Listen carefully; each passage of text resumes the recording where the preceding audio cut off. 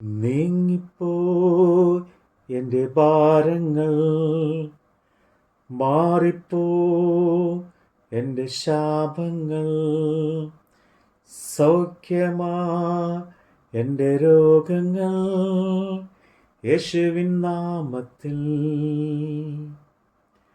Hallelujah ഞാൻ പാടിടും, യേശുവിനെ ആരാധിക്കും. ഹല്ലേലൂയ ഞാൻ വാഴ്ത്തിടും, സർവശക്തൻ ആയവനേ. ഹല്ലേലൂയ ഞാൻ വാഴ്ത്തിടും, സർവശക്തൻ ആയവനേ.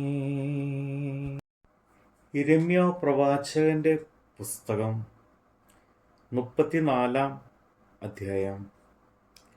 ബാബേൽ രാജാവായ നെബൂഖദ്നേസറും അവൻ്റെ സകല സൈന്യവും അവൻ്റെ ആധിപത്യത്തിന് കീഴിലുള്ള സകല ഭൂരാജ്യങ്ങളും സകല ജാതികളും യെരുശലേമിനോടും അതിൻ്റെ സകല പട്ടണത്തോടും യുദ്ധം ചെയ്തുകൊണ്ടിരിക്കുമ്പോൾ യിരെമ്യാവിന് യഹോവയിൽ നിന്നുണ്ടായ അരുളപ്പാട് എന്തെന്നാൽ, ഇസ്രായേലിൻ്റെ ദൈവമായ യഹോവ ഇപ്രകാരം അരുളിച്ചെയ്യുന്നു, നീ ചെന്ന് യഹൂദ രാജാവായ സിദെക്കീയാവോട് പറയേണ്ടത് എന്തെന്നാൽ, യഹോവ ഇപ്രകാരം അരുളിച്ചെയ്യുന്നു, ഞാൻ ഈ നഗരത്തെ ബാബേൽ രാജാവിൻ്റെ കയ്യിൽ ഏൽപ്പിക്കും. അവൻ അതിനെ തീ വെച്ച് ചുട്ടുകളയും. നീ അവൻ്റെ കയ്യിൽ നിന്ന് ഒഴിഞ്ഞു പോകാതെ പിടിപെട്ട് അവൻ്റെ കയ്യിൽ ഏൽപ്പിക്കപ്പെടും.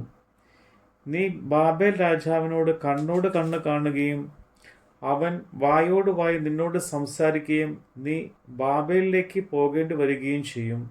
എങ്കിലും യഹൂദ രാജാവായ സിദെക്കീയാവേ, യഹോവയുടെ വചനം കേൾക്ക. നിന്നെക്കുറിച്ച് യഹോവ ഇപ്രകാരം അരുളിച്ചെയ്യുന്നു, നീ വാളാൽ മരിക്കുകയില്ല, നീ സമാധാനത്തോടെ മരിക്കും. നിനക്ക് മുമ്പുണ്ടായിരുന്ന പണ്ടത്തെ രാജാക്കന്മാരായ നിന്റെ പിതാക്കന്മാർക്ക് വേണ്ടി സുഗന്ധ ദഹനം കഴിച്ചതുപോലെ അവർ നിനക്ക് വേണ്ടിയും കഴിക്കും. അയ്യോ തമ്പുരാനെ എന്ന് ചൊല്ലി അവർ നിന്നെക്കുറിച്ച് വിലപിക്കും. അത് ഞാൻ കൽപ്പിച്ച വചനമല്ലോ എന്ന് യഹോവയുടെ അരുളപ്പാട്. യിരെമ്യാ പ്രവാചകൻ ഈ വചനങ്ങളൊക്കെയും യെരുശലേമിൽ യഹൂദ രാജാവായ സിദെക്കീയാവോട് പ്രസ്താവിച്ചു. അന്ന് ബാബേൽ രാജാവിൻ്റെ സൈന്യം യെരുശലേമിനോടും ലാക്കീസ്, അസേക്ക എന്നിങ്ങനെ യഹൂദയിൽ ശേഷിച്ചിരുന്ന എല്ലാ പട്ടണങ്ങളോടും യുദ്ധം ചെയ്തുകൊണ്ടിരുന്നു. യഹൂദ പട്ടണങ്ങൾ വെച്ച് ഉറപ്പുള്ള പട്ടണങ്ങളായി ശേഷിച്ചിരുന്നത് ഇവയത്രേ.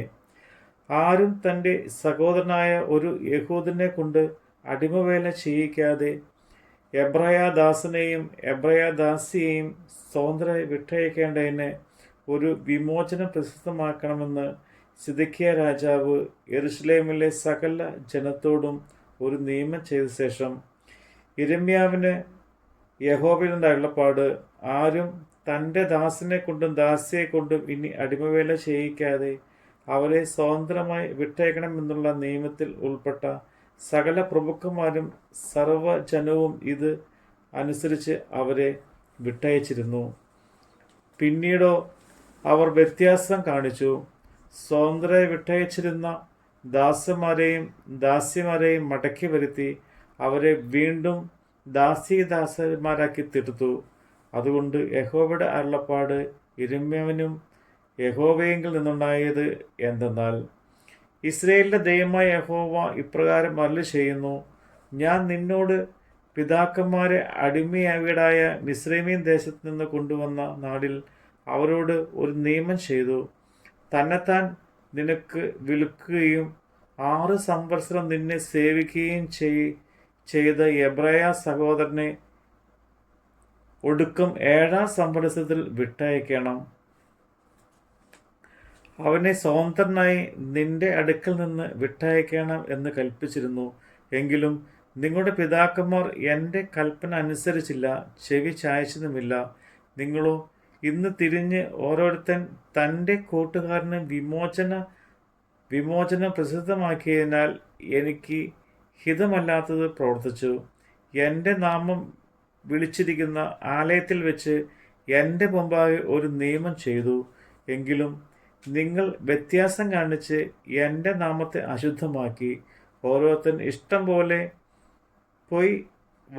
പൊയ്ക്കൊള്ളുവാൻ വിമോചനം കൊടുത്ത് അയച്ചിരുന്ന തൻ്റെ ദാസനെയും ദാസിയെയും മടക്കി വരുത്തി ദാസ്യദാസന്മാരാക്കി തീർത്തിരിക്കുന്നു.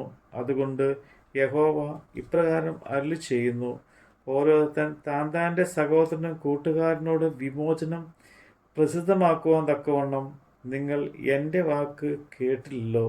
ഇതാ, ഞാനൊരു വിമോചനം പ്രസിദ്ധമാക്കുന്നു. അത് വാളിനും മഹാമാരിക്കും ക്ഷാമത്തിനുമത്രേ. ഭൂമിയിലെ സകല രാജ്യങ്ങളിലും ഞാൻ നിങ്ങളെ ഭീതി വിഷയമാക്കി തീർക്കും എന്ന് യഹോവയുടെ അരുളപ്പാട്.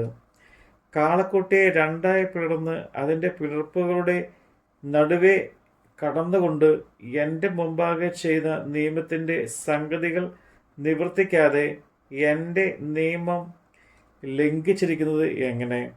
കാളക്കുട്ടിയെ പിളർപ്പുകളുടെ നടുവേ കടന്നുപോയ യഹൂദ പ്രഭുക്കന്മാരെയും യെരൂശലേം പ്രഭുക്കന്മാരോടെയും ഷണ്ഡന്മാരെയും പുരോഹിതന്മാരെയും ദേശത്തിലെ സകല ജനത്തെയും തന്നെ ഞാൻ ഏൽപ്പിക്കും. അവരുടെ ശത്രുക്കളുടെ കയ്യിലും അവർക്ക് പ്രാണഹാനി വരുത്തുവാൻ നോക്കുന്നവരുടെയും കയ്യിലും ഞാൻ അവരെ ഏൽപ്പിക്കും. അവരുടെ ശവങ്ങൾ ആകാശത്തിലെ പക്ഷികൾക്കും ഭൂമിയിലെ മൃഗങ്ങൾക്കും ഇരയായി തീരും. യഹൂദ രാജാവായ സിദെക്കീയാവെയും അവൻ്റെ പ്രഭുക്കന്മാരെയും ഞാൻ അവരുടെ ശത്രുക്കളുടെ കയ്യിലും അവർക്ക് പ്രാണഹാനി വരുത്തുവാൻ നോക്കുന്നവരുടെ കയ്യിലും നിങ്ങളെ വിട്ടു പോയിരിക്കുന്ന ബാബേൽ രാജാവിൻ്റെ സൈന്യത്തിൻ്റെ കയ്യിലും ഏൽപ്പിക്കും. ഞാൻ കൽപ്പിച്ച് അവരെ ഈ നഗരത്തിലേക്ക് മടക്കി വരുത്തും. അവർ അതിനെ യുദ്ധം ചെയ്ത് പിടിച്ച് തീവച്ച് ചുട്ടുകളയും.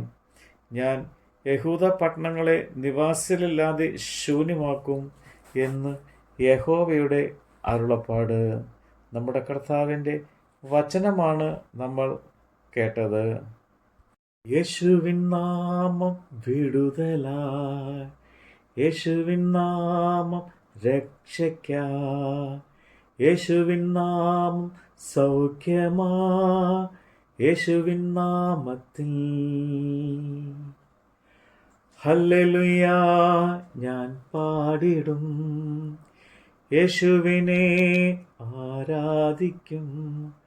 ഹല്ലേലൂയ ഞാൻ വാഴ്ത്തിടും, സർവശക്തൻ ആയവനെ.